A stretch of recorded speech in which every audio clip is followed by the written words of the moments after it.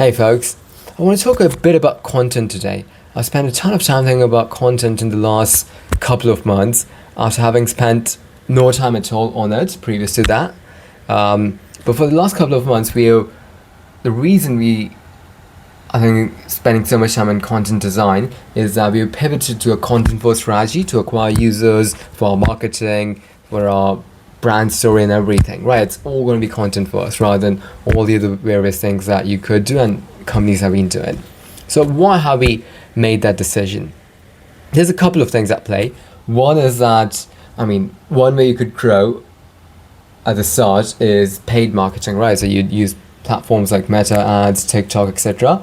But I'm so vehemently opposed to the way they do business, the way they would design their products, that I would not, in good conscience with what we're building with both Holnity and Deco, is I could not allow myself to use these platforms to grow.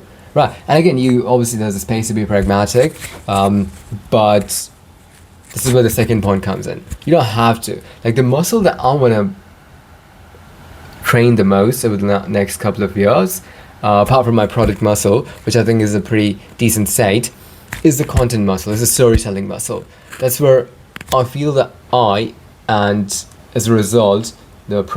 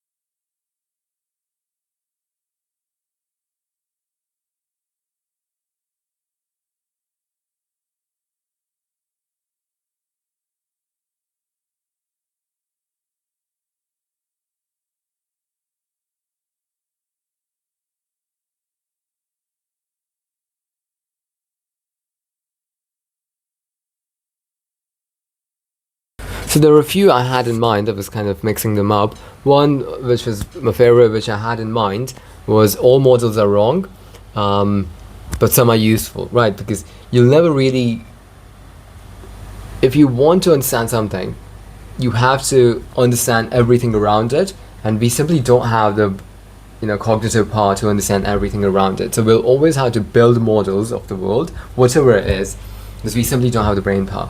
And a model is by definition something simplified, so you'll never have a true model of reality. But anyways, not to get into the philosophy of models, right, so these podcasts are meant for us to bring these conversations, these questions to the world.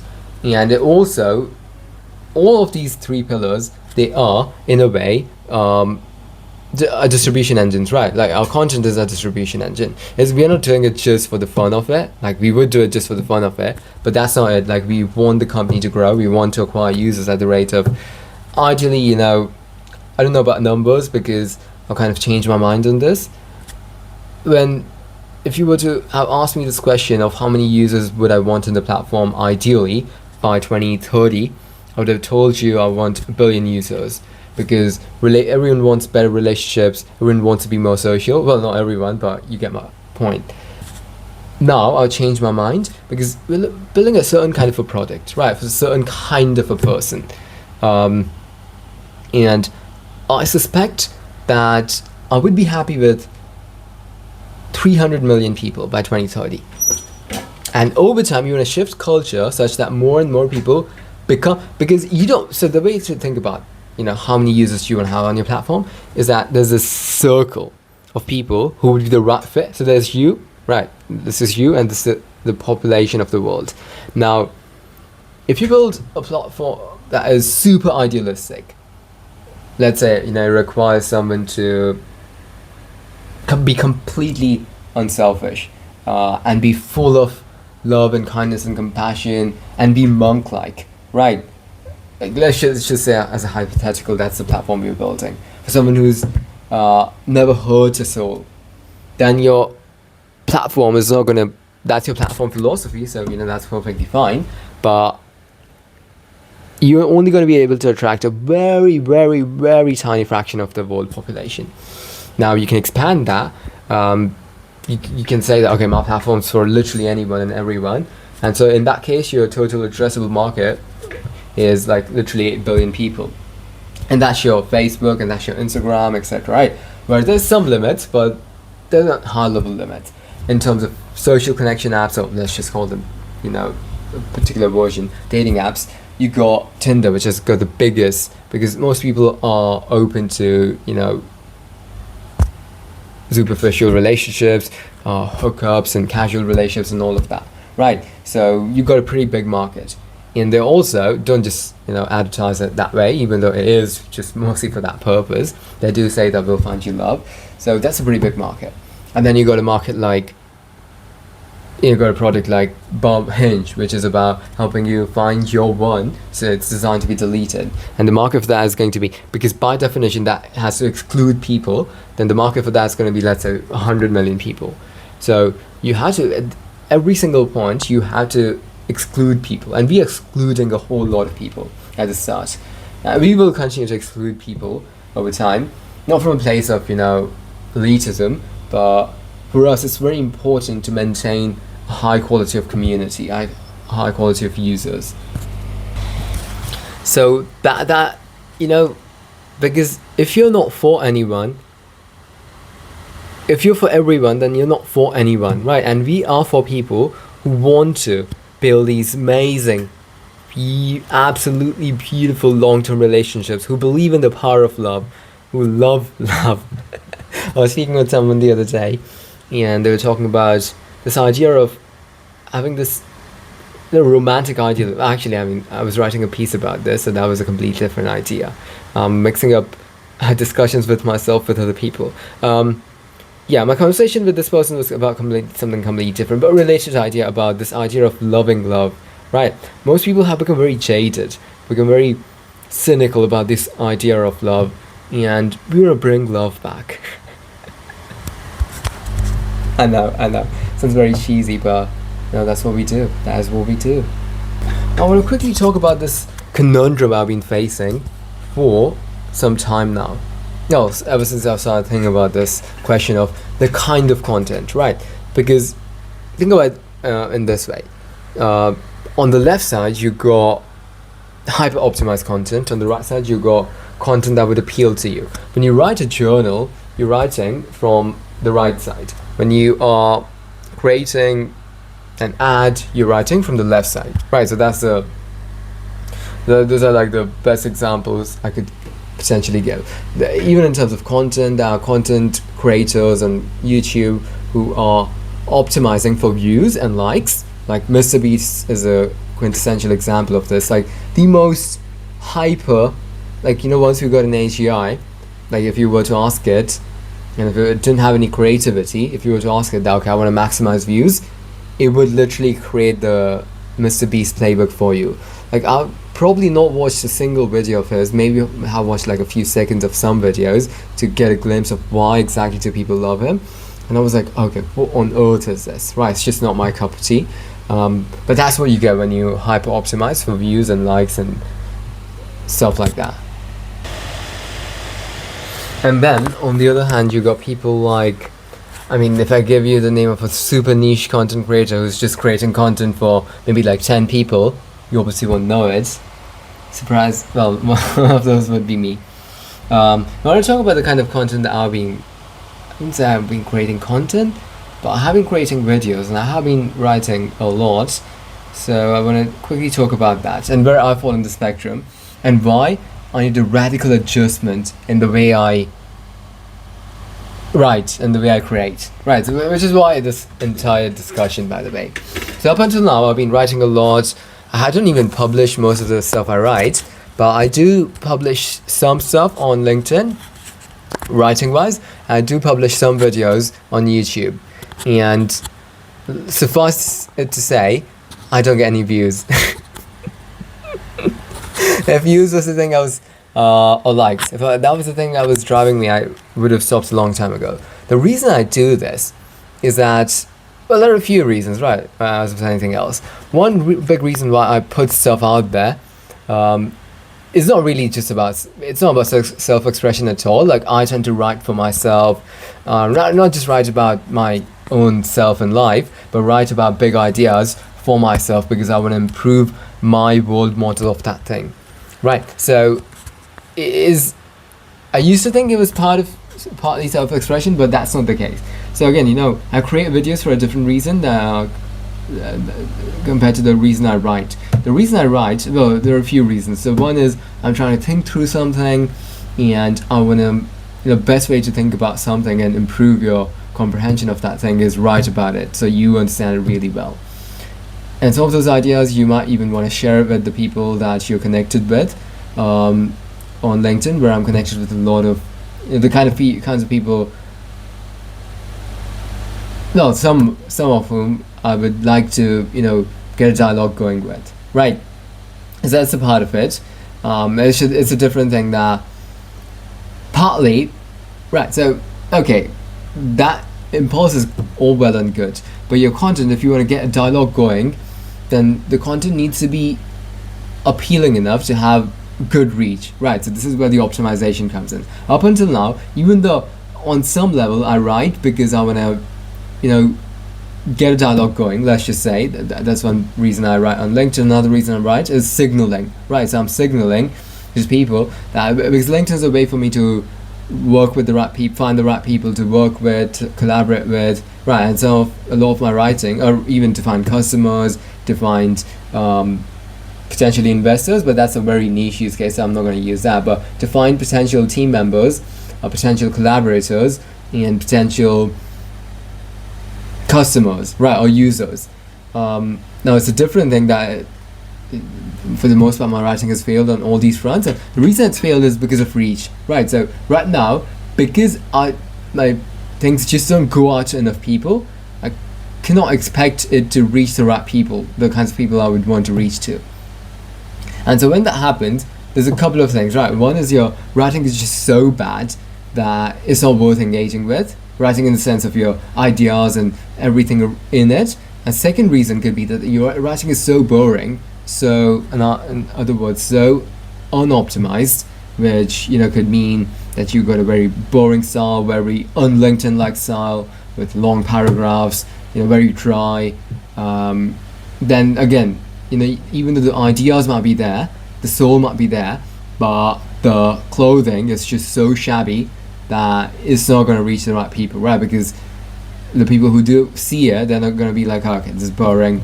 Okay, it's a good ideas in there, good questions posed, but so boring, not worth engaging with, and so it doesn't grow organically, right? So this is why I've been grappling with this question. Up until now, I've been mostly writing for myself because I'm not optimizing for anything beyond. Like even on LinkedIn, I'm not really looking to write for views and stuff. Like on some level, sure, I'm writing to reach the right people, but I have not been optimizing for that. I haven't been looking into.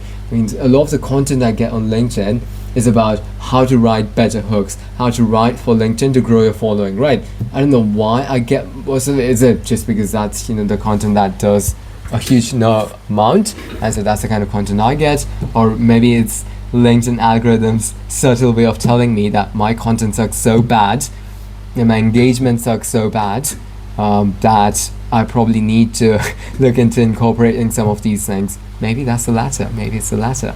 In which case, I have not given the LinkedIn algorithm enough credit. So I need to optimize my writing because there are certain objectives I'm trying to achieve. Right, optimizing it means that there's certain goals that you're trying to achieve, and your current methods are not good enough. So you need to change something about your current approach in terms of writing. That would mean that you want to look at what is the kind of stuff that appeals to people, right? To the people that maybe you want to speak with, or generally, but more to the point, to the kinds of people that you want your content to be read by or consumed by. So, and then you look at what's the kind of content that those people would like, and then you change your content, your style, writing style, etc. Not the content itself, not the heart of it, but the writing style. So you could start with a really good hook. So it could be the same idea. So I've been writing a lot about consciousness in the last few weeks for myself, and I was planning to publish some of it on LinkedIn. Maybe I won't. I don't think I would.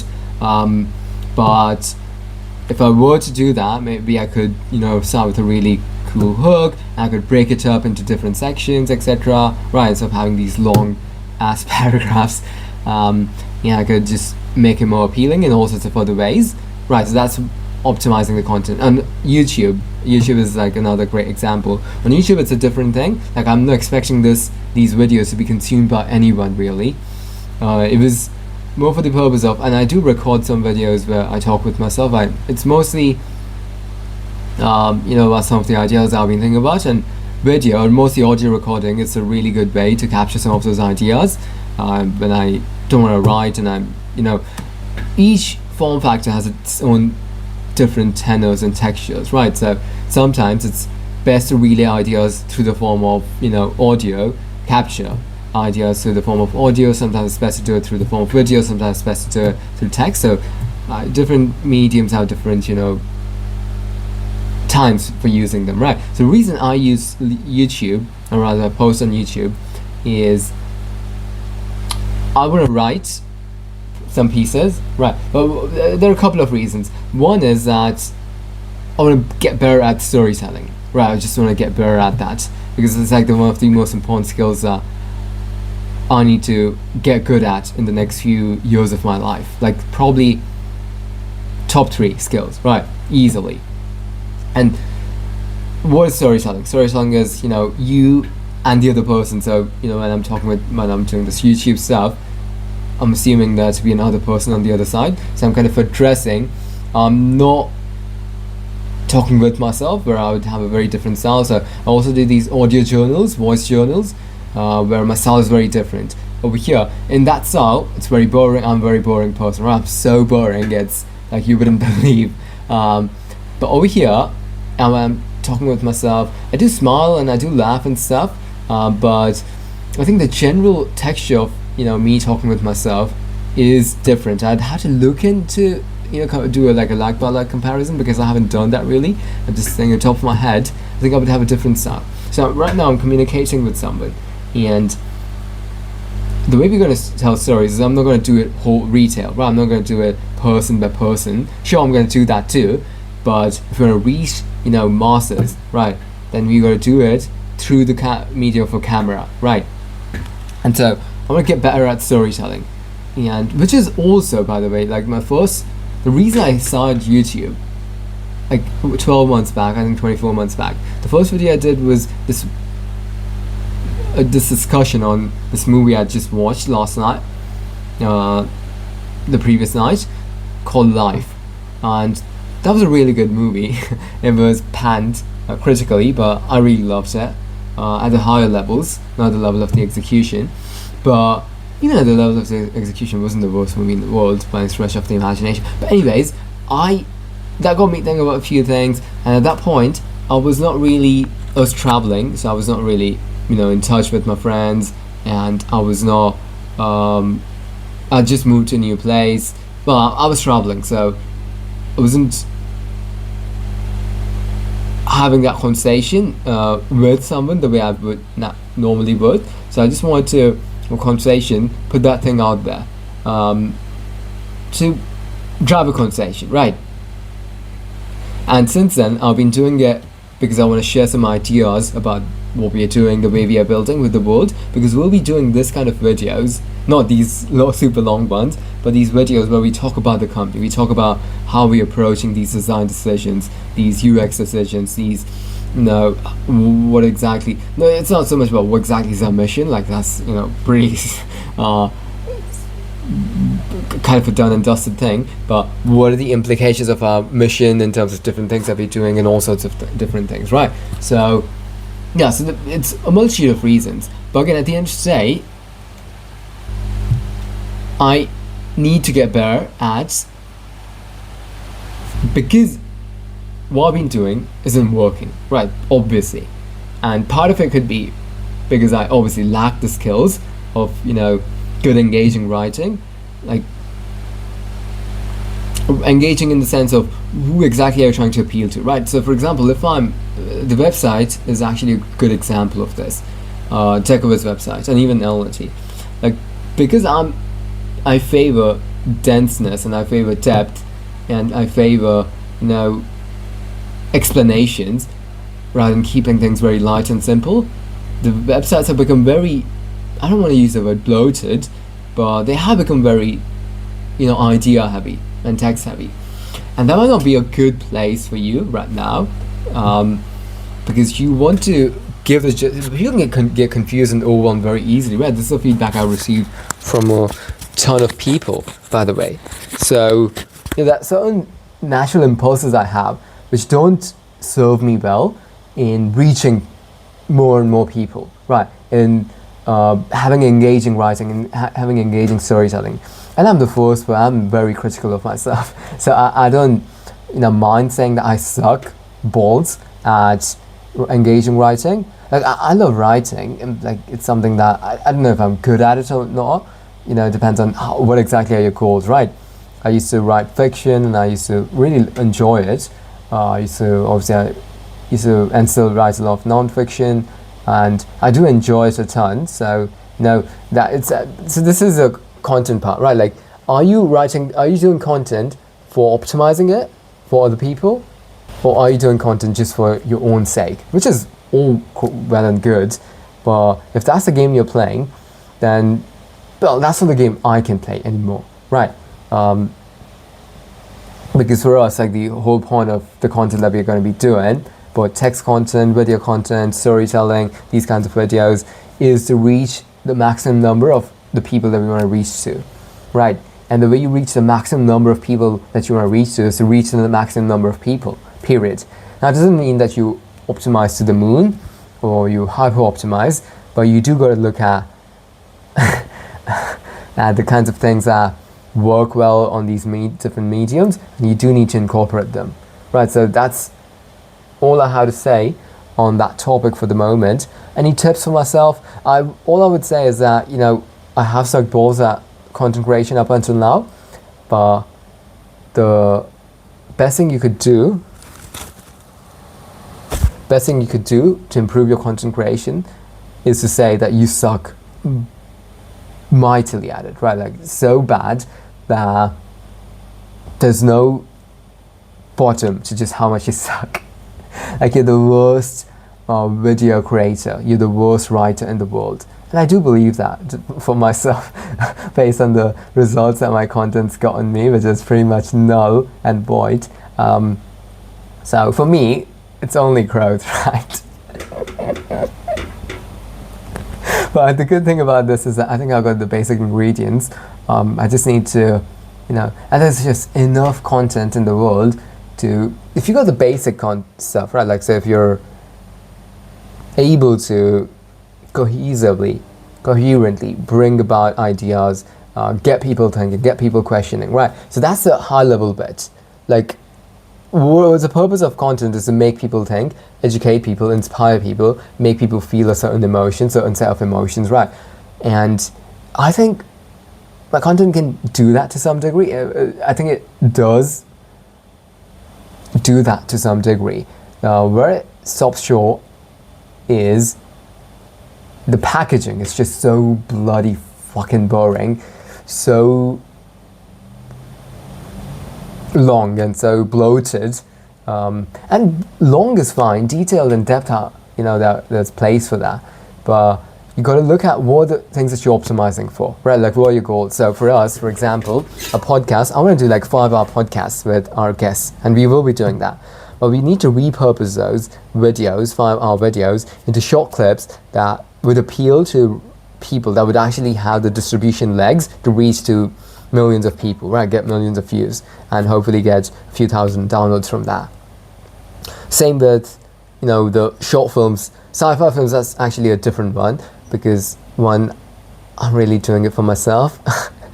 I mean, I'm doing all of that for myself, but sci-fi films, like, we're not going to create Avengers like movies, right? Like, even if we did have the resources, because I'm not so interested in those. I'm more interested in the conversational, hard-hitting, hard sci-fi that gets people really thinking. I mean, I wouldn't even call Avengers sci-fi. Like, I don't know why I didn't even say that. So the kind of sci-fi that I want to do, that's going to be for a niche audience, but you still want the audience to be large enough. You don't want it to be super niche. So for example, I could talk about Coherence, one of my favorite movies. It's about this concept of quantum coherence, right? I won't go into the details of that, but that's a very niche film with these niche ideas. Like, you need to have a background in quantum mechanics to really appreciate the absolute majesty of that film, right? Like, that's one of my favorite films of all time. But you do need to understand, I'd say, the basics should suffice, I think. But there are films where you need to understand quantum mechanics more to really, some other fields to really appreciate the film. And those are super niche films. I think we'll be doing some of those too. But some of our films, they won't be that niche. And some of them, they will be, and again, we will be able to play a lot, right? Like, some films, they'll be like 30 minutes long, some will be 1 hour long, some will be series, like 8-part series films, some will be, sci-fi thrillers, some will be sci-fi comedy, some will be sci-fi drama, right? All based in the near future. And some will time travel to, the future, and some will time travel to the past, some will have counterfactual worlds and scenarios. So we'll be playing around a lot, because I've got so many ideas I want to, share with the world, right? So many stories I want to tell.